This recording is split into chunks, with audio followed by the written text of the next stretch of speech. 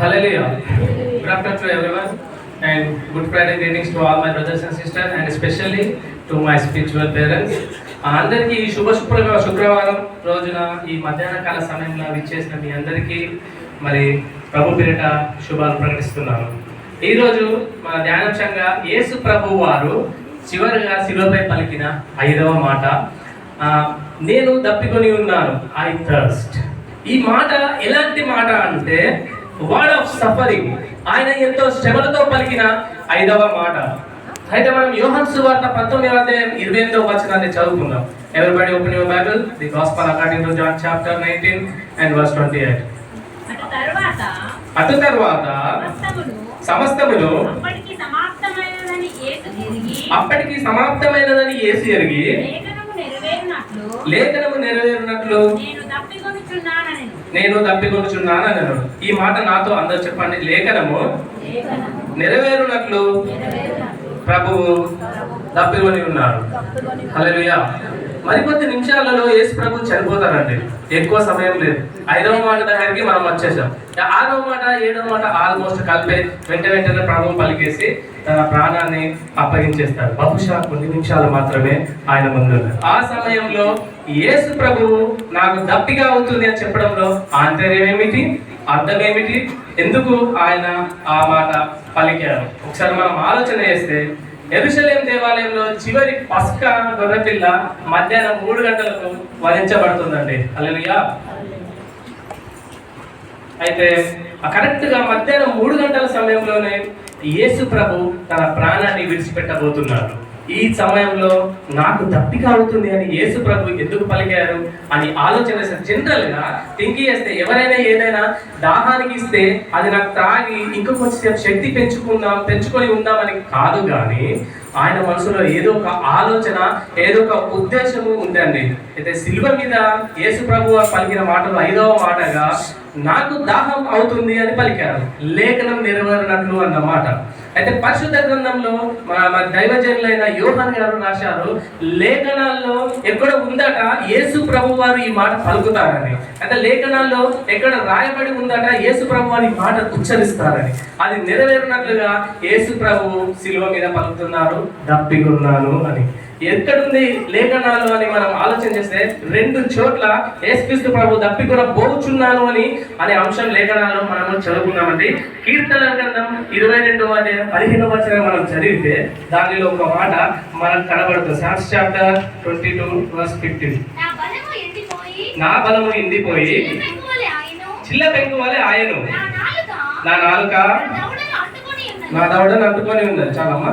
అయితే ఇక్కడ ఈ మాటను మనం గమనిస్తే ప్రియులారా, కీర్తనల గ్రంథం నుండి ఈ 22వ కీర్తన యేసుక్రీస్తు ప్రభువు వారి శిలువ మరణానికి సంబంధించినది. కరెక్ట్ గా యేసు ప్రభు వారు ఈ లోకంలో చనిపోతారనగా ఫిక్స్ 1000 సంవత్సరాల పూర్వమే దావీదు భక్తుని ద్వారా ఈ ప్రవచనాలు వెలువడ్డాయండి. హల్లెలూయా. అయితే యేసు ప్రభు వారు ఎలా శిలువ పైన చనిపోవచ్చున్నారు, అయితే ఎలాంటి శ్రమ పొందబోచున్నారు స్పష్టంగా మనం అక్కడ చూస్తున్నాం. అయితే ఇందాక మన సిస్టర్ గారు చెప్పినట్టు 4వ మాటను తెలియజేశారు, నా దేవా నన్ను ఎందుకు విడనాడితే అని.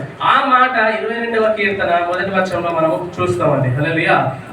అనగా యేసు ప్రభు వారు లేఖనం నెరవేరినట్లుగా ఆ మాటలు, ఇన్ఫాక్ట్ యేసు ప్రభు వారు పలికిన ప్రతి మాటను మనం పరిశీలన చేస్తే లోతైన ఆధ్యాత్మిక ఆ అర్థాలు అక్కడ మనం చూస్తామండి. ఆ తర్వాత మరొక చోట కూడా యేసు ప్రభు వారు లేఖనం నెరవేరినట్లు పలికారు. ఆ లేఖనము ఇంకో చోట ఏం చెప్తుందో అనే ఆలోచన చేస్తే 69వ కీర్తన దగ్గర రండి. Psalms chapter 69:21.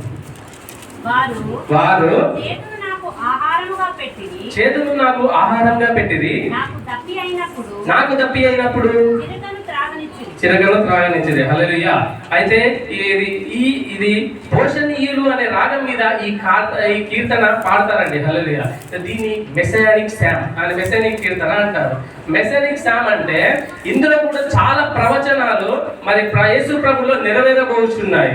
దావీదు గారు రాసిన కీర్తనలో 22వ కీర్తన మరియు 69వ కీర్తన అనేక విషయాలు ముందుగానే ప్రవచించబడ్డాయి. దేని గురించి? యేసుక్రీస్తు వారి శిలువ మరణం గురించి. హల్లెలూయా. అయితే లేఖనం నెరవేర్చబడాలని తపన ప్రభులో ఎంత బలంగా ఉందో మీరు ఒకసారి ఆలోచన చేయండి. ఆయన ఈ లోకంలో కన్యగర్భ వస్తారన్నది లేఖనంలో ఉన్నది.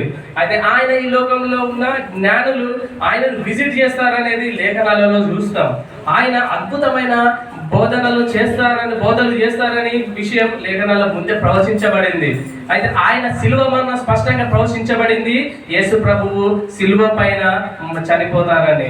అంత మాత్రమే కాకుండా ఆయన మరణాన్ని జయించి తిరిగి లేస్తారని అనేక ప్రవచనాలు బైబిల్లో మనము చూస్తాం. ప్రియ సహోదరి సహోదరులారా, యేసుక్రీస్తు వారి తపన ఏంటంటే లేఖనం నెరవేర్చబడాలని, దేవుని మాట నెరవేర్చబడాలనే ఉద్దేశంతో దప్పిగొనుచున్నారు అని ప్రభువు పలికారు. ప్రియులారా, లేఖనం పట్ల దేవునికి ఉన్న ఆ ఆశ, ఆ కోరిక మనం గమనించగలిగితే ఈ విధంగా ఉంది. నాకు దప్పి అయినప్పుడు వారు నాకు చిరకను త్రాగనిచ్చింది. అయితే యేసు ప్రభు వారు నిజంగా దప్పుకొని ఉన్నారు అనడంలో అతిశయోక్తి ఏమీ లేదు. ఎందుకు అని అంటారా? అయితే శారీరకంగా చూస్తే యేసు ప్రభు తీవ్రమైన దప్పికలో ఆయన ఉన్నారండి. అంటే యేసు అంతకు ముందు రాత్రి, అంటే నిన్నటి దినాన రాత్రి గెత్సెమనే తోటలో యేసు ప్రభును పట్టుకున్న దగ్గర నుండి, తీర్పుల కోసం తిప్పిన దగ్గర నుండి, ఆ గబ్బత అనే స్థలంలో న్యాయపీఠం ఎదుట యేసు ప్రభు వారికి శిలువ మరణం విధించబడుతున్నది అని ప్రకటించిన స్థలం దగ్గర నుండి ఆయన భుజం మీద ఒక శిలువను మోపి యెరూషలేము వీధులను తిప్పి తీసుకువచ్చి కల్వరి కొండ మీద యేసు ప్రభును మేకులతో కొట్టి శిలువలో వేలాడదీసిన తర్వాత అప్పటికే యేసు ప్రభు 6 గంటల సేపు నుండి వేలాడుతున్నారండి. హల్లెలూయా. అయితే జనరల్ గా ఆలోచన చేస్తే దాహం కాదా అంటే శారీరకంగా చూస్తే అయితే ఒకసారి ఆలోచన చేస్తే సైంటిస్టులు చెప్పిన ప్రకారము ఏ మనిషి అయినా 1 గంట సేపు ఇలా చేతులు పైకి ఉంచితే లంగ్స్ అనేది పనిచేయాయి, ఆక్సిజన్ ఆడది.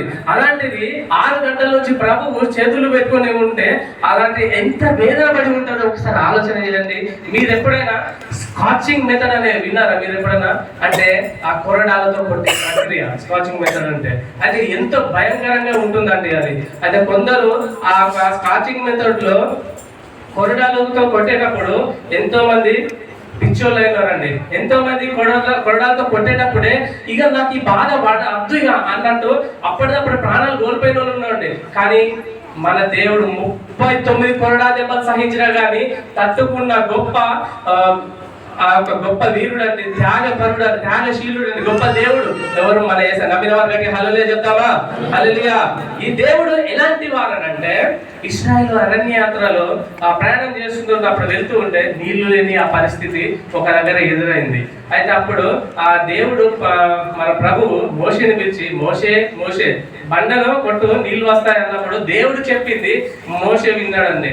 విని తర్వాత లక్షలాది, అప్పుడు మోషే అలా చేయడం వల్ల లక్షలాది మందికి త్రాగే నీళ్లను ప్రభు సమృద్ధిగా ఇచ్చాడు. హల్లెలూయా. ఏ ఒక్కరు కూడా ఇబ్బంది పడకుండా అరణ్య యాత్రలో దాహాన్ని తీర్చిన దేవుడు ఇప్పుడు ఇలా నాకు దప్పిక అవుతుందని ఎందుకు అంటున్నాడు? ఒకసారి థింక్ చేయండి, ఒకసారి ఆలోచన చేయండి. అంటే something precious is there in his mind. అంటే ఆయన ఆలోచనలో ఏదో ఉన్నది. కాబట్టి అనేక మంది జీవితాలను మనం పరిశీలన చేస్తే బైబిల్ పరిశుద్ధ గ్రంథంలో అనేక చోట్ల మనకు పరిశీలన చేస్తే మీలో ఎవరికైనా దప్పి అయితే నా దగ్గర రండి, దప్పిక తీరుస్తానని ప్రభు మాట్లాడారండి. హల్లెలూయా. అయితే అలాంటి దేవుడు ఎందుకు దప్పిక ఉన్నారని ఆలోచన చేస్తే నశించిపోతున్న ఆత్మలు రక్షించబడాలని దప్పిక ఎవరిలో ఉందంటే ఈ రోజు మన ప్రభు అయిన యేసయ్యలో ఉన్నది. దేవా మీకు వందనాలని మనము చెల్లించాలి. అంటే దేవుని దప్పిక ఈ విధంగా ఉంది మన పట్ల. ఎలా అంటే నాకు దాహం అవుతుంది, దప్పికొంటున్నాను అని యేసు ప్రభు పలికారు. అంటే అది ఆయన తన కోసం పలికిన మాట కాదు కదండి, అది ఎవరి కోసం అంటే మన కోసం. మన పట్ల ఆయన దప్పిక ఏ విధంగా ఉందంటే మనమందరం ప్రయోజనం పొందాలని దప్పిక, ఆత్మరక్షణ పొందాలని దప్పిక, మారు మనసు పొందాలని దప్పిక, ప్రభువు బిడ్డలుగా మనం జీవించాలనే దేవుడు నీ పట్ల నా పట్ల ఆయన దప్పిక కలిగి ఉన్నాడండి. హల్లెలూయా. అయితే ఇక మన దప్పికలు చూస్తే ఎట్లుంటది? మనకున్న దప్పికలు వేరండి, మనకున్న ఆశలు వేరు, మనకున్న కోరికలు వేరు, మనకున్న ఉద్దేశాలు వేరు. ప్రభువుని నమ్ముకున్న తర్వాత కూడా ఈ రోజుల్లో ఆయన దగ్గరికి వచ్చిన వారు కూడా ఇప్పటికీ దురుద్దేశాలతో చాలా మంది వస్తున్నారండి. హల్లెలూయా. అయితే ఆ యొక్క దురుద్దేశం కలిగిన దప్పికే మనది. అయితే చూడు, నా బిడ్డ అని అన్నాడు దేవుడు. నా బిడ్డ, నా ప్రియ బిడ్డ అని ఆయన సంబోధించాడు. అయితే ప్రియ సహోదరుడా, ఈ 5వ మాట ద్వారా నీతో నాతో ఆయన ఆయన ఆయన ఒక ఆలోచన, ఆయన ఒక దప్పిక చెబుతున్నాడు. ఏంటంటే నీవు రక్షణ పొందాలి, నీవు స్థిరపడాలి, లోక సంబంధమైన ఆలోచనల్లో నీవు ఇంతవరకు జీవించిన నీవు నేను ప్రభు అయిన వైపు తిరగాలనేది ఆయన ఒక అభిలాష అండి. ఇదే దేవుని దప్పిక అయి ఉన్నది, ఆయన ఆలోచన అయి ఉన్నదండి. హల్లెలూయా. అయితే సమరయ స్త్రీ గురించి మీకు తెలుసు కదా.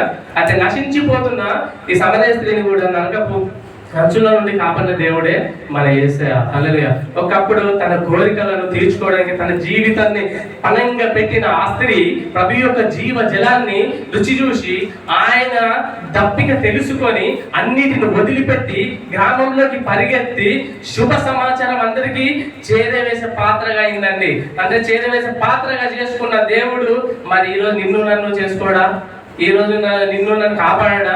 అయితే బండను చీల్చి నీళ్ళనిచ్చిన దేవుడు, ఆకాశ వర్ష జలాన్ని తన మహిమ గల మాట ద్వారా కురిపించగల దేవుడు ఈ రోజు నీ కొరకు నా కొరకు దప్పికున్నాడండి. హల్లెలూయా. అయితే ఈ రోజు ప్రశ్న ఏంటంటే, అయితే మనం దేవునికి ఏమి ఇస్తున్నాం? బంగారమా, వెండియా, మన భూముల, మన ఆస్తుల? నో నో నో, కాదు. నేను దప్పికొనుచున్నానని ప్రభు అన్నప్పుడు మనం ఆయనకి ఏమి ఇవ్వగలిగేదంటే మన హృదయం అండి.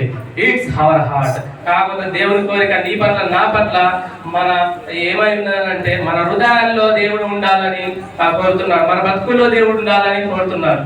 ఈ రోజుల్లో మరి మనిషి అన్ని ఇస్తున్నాడు కానీ తన హృదయాన్ని ఇవ్వట్లేదు. హల్లెలూయా.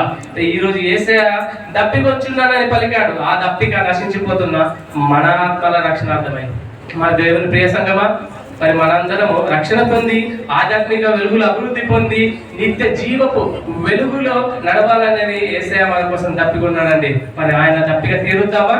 అయితే లెట్స్ క్లోజ్ యువర్ ఐస్. చిన్న ప్రార్థన చేసుకుందాం.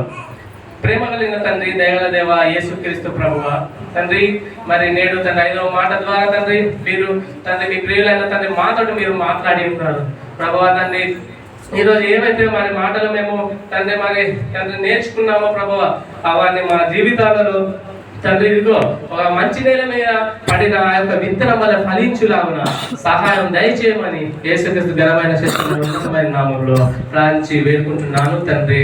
ఆమేన్. God bless my dear friends. Praise the Lord. Have a blessed day.